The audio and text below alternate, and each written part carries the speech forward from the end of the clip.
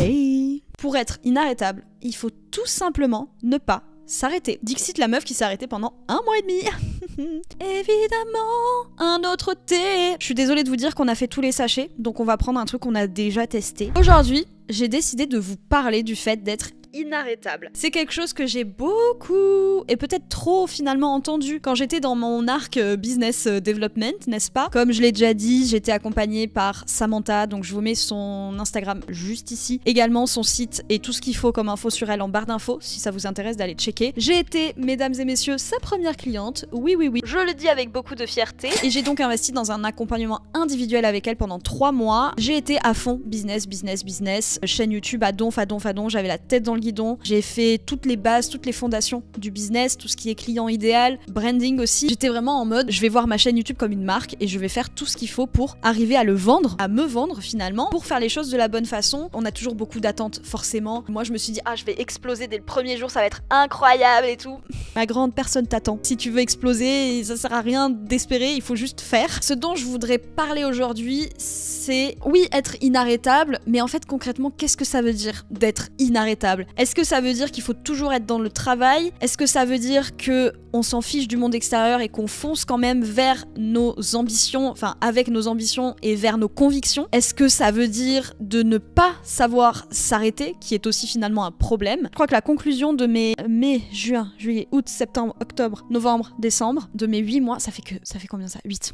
Wow. De mes 8 mois d'expérience de business / YouTube, c'est que l'équilibre est tellement important, mais aussi le fait de ne pas s'arrêter. Ne pas s'arrêter, ça ne veut pas dire qu'il faut être tout le temps à 1000%, parce que justement, je pense que si t'es trop à 1000%, la redescente, elle est terrible, et c'est un petit peu ce qui m'est arrivé en vrai. En fait, j'ai passé l'été à faire les fondations du business, vraiment, client idéal, branding, les tunnels de vente, enfin, tout ce qui concerne plutôt le côté business et vente. Et arrivé en août, fin août, et je me suis dit, mais meuf, tu n'as toujours pas filmé de vidéo, ta vidéo est censée sortir le 2 septembre. Et en fait, j'avais un blocage de passer à la pratique parce que ça faisait trop peur et je me disais, mais ok, j'ai déjà investi l'argent, j'ai déjà payé, mais pour l'instant, je n'ai rien montré au monde. Ça veut dire que si je ne sors rien, de 1, personne ne saura, de 2, je me déçois pas moi-même, de 3, je fais pas des fausses promesses aux gens. Et du coup, j'avais vraiment ce truc de me dire, putain, je viens de passer 3 ans d'études à faire que de la pratique. J'avais presque pas de cours théoriques en bachelor. Et là, en fait, j'ai fait un revirement de situation où je faisais que de la théorie et maintenant il faut repasser à la pratique. Et en fait, le fait d'avoir eu un creux aussi énorme et aussi long entre le moment où j'ai fini mes cours, le moment où je devais moi-même filmer des vidéos, ça a été tellement long que c'est comme si je savais plus faire. C'est comme si j'avais plus envie de le faire et c'est comme si j'étais terrorisée d'avoir peur de mal faire, alors que on s'entend, je filme avec un iPhone, je n'ai pas de réglage à faire de caméra, j'ai ce micro d'accord, mais au début j'avais un micro cravate, donc bon,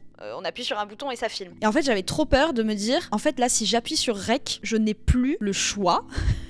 Je suis obligée de faire des vidéos, je suis obligée d'y aller et de pas m'arrêter. Et je pense que c'est cette peur de se dire, waouh, là je vais y aller fois 1000. Est-ce que c'est vraiment ce que j'ai envie de faire finalement? Est-ce que j'en suis vraiment capable? Est-ce que ça fait pas trop peur? Est-ce que c'est pas trop tôt? Est-ce que c'est pas ceci, c'est là, nanana? Et en fait, de rester bloqué au stade où on se pose des questions, c'est beaucoup plus confortable que d'aller vers l'inconnu, d'aller vers l'obligation, d'aller vers le plus difficile. Et je pense que être inarrêtable et le fait de pas s'arrêter, c'est aussi à quel point on aime le confort dans lequel on est ou pas. En effet, j'ai passé du coup 2-3 mois à bosser sur les fondations du truc. C'était confortable parce qu'au bout d'un moment, tu peux faire ça pendant 10 ans. Hein. Comme elle me disait Samantha, tu peux rechercher ton client idéal, approfondir ta cible pendant des mois et des mois. Mais ça n'a aucun sens, ça ne fait pas gagner de l'argent. Il faut savoir et accepter, sortir de sa zone de confort. Alors c'est les belles phrases des réseaux sociaux. C'est vrai que je trouve que des fois c'est un petit peu trop romancé. Il est midi! Mais en fait c'est la vérité. Peut-être qu'on l'entend partout, mais c'est la vérité. Et on ne peut en être convaincu et le comprendre que quand on le vit. Et c'est vrai qu'à partir du moment où j'ai appuyé sur Rec, je me suis dit, waouh! En fait je kiffe. En fait j'aime bien ce truc d'incertitude. En fait j'aime bien le fait de me brusquer et d'aller ce vers quoi je sais dont je suis capable. Donc j'ai pas compris. Mais aussi l'inconnu. Et ça donne pas envie de s'arrêter. Quand t'es dedans, quand t'appuies sur Rec, quand tu après exportes ta vidéo, quand tu traites la cinématique, quand tu te vois dans le retour, tu te dis waouh, mais en fait je suis au bon endroit et je kiffe et j'aime trop et je suis trop contente. Et à partir du moment où tu dérèques, tu te dis ok, le moment d'excitation est passé, peut-être que c'était suffisant, peut-être que j'ai pas besoin de le vivre une deuxième fois et peut-être que si je m'arrête ça dérangera personne. C'est vrai, parce que personne vous attend. Ça c'est un truc qu'on m'a dit très tôt dans mes études, dans ma première année de prépa. C'est un truc que nos profs nous disaient, c'est personne ne vous attend. Donc si tu ne le fais pas, en effet, ça ne manquera à personne. Est-ce qu'on fait les choses parce que les gens nous attendent ou est-ce qu'on le fait parce qu'on y croit profondément et qu'on pense que ça peut atteindre des gens qui ne s'y attendent pas? Et en fait, c'est tout le jeu du marketing, c'est tout le jeu de la vente, c'est de déceler le besoin profond, la douleur profonde chez les gens et de leur dire j'ai une solution pour vous. Soit elle est gratuite pour moi parce que je fais du contenu gratuit, soit j'étais entourée de filles qui avaient des offres, qui faisaient du coaching, du mentoring, qui lançaient des trucs payants et donc du coup j'étais un peu en mode et moi je suis pas payante et tout. Peut-être que je vais faire du coaching.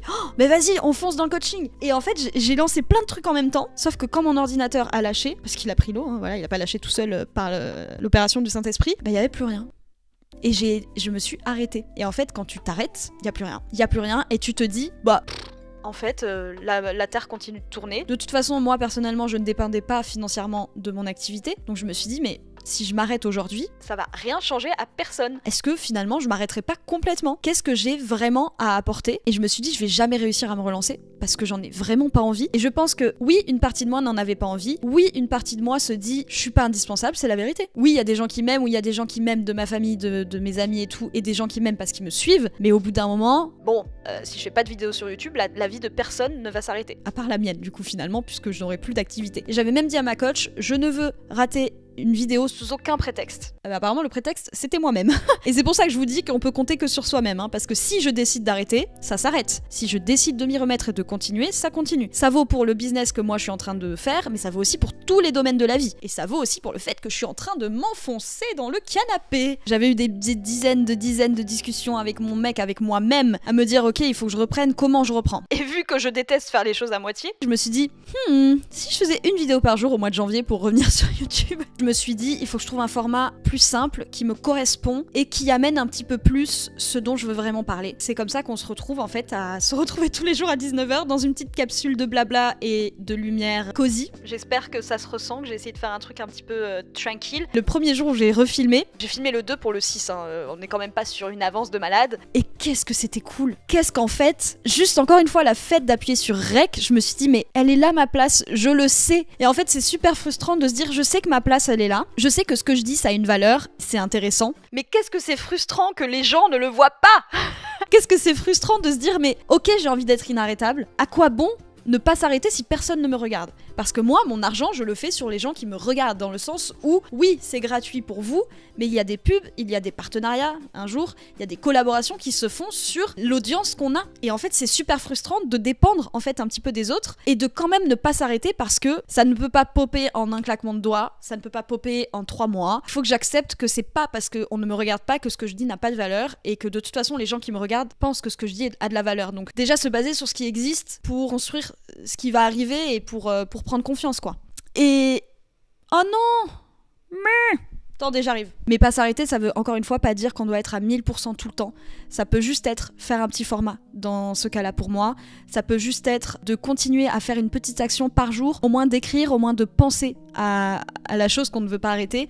Et c'est pas grave de pas être à 1000% tout le temps. Le principal, c'est de pas laisser tomber, en fait. Et je parle de ça, en plus, ça me fait penser au sport. MDR, ça fait 10 jours que j'y suis pas allée, parce que chez mes parents, c'est trop chiant. Et ici, j'ai pas réussi à y aller toute seule. Et je me rends compte qu'en fait, j'arrête parce que je me suis arrêtée. En fait, j'ai l'impression que je suis pas la meilleure personne à qui je peux faire confiance des fois dans ces cas-là, parce que j'essaie de construire une discipline, mais c'est dur.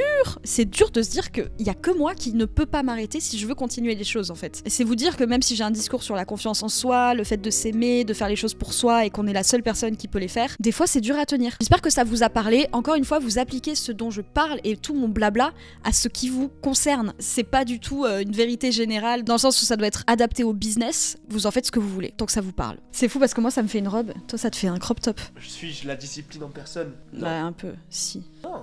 Parce que la discipline, quand t'es discipliné, tu t'en rends même pas compte que t'es discipliné.